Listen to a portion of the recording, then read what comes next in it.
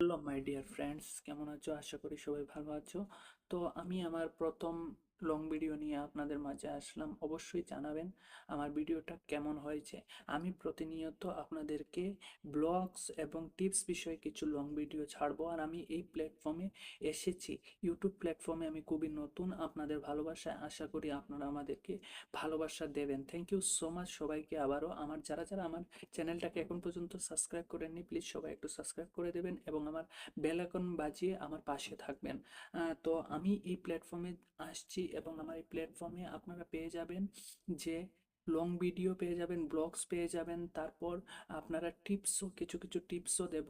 তারপর শর্ট তো আছেই, মজাদার শর্ট অ্যানিমেলস শর্টগুলো আমি দিই, যেটা আমি রিয়েকশন ভিডিও তৈরি করি।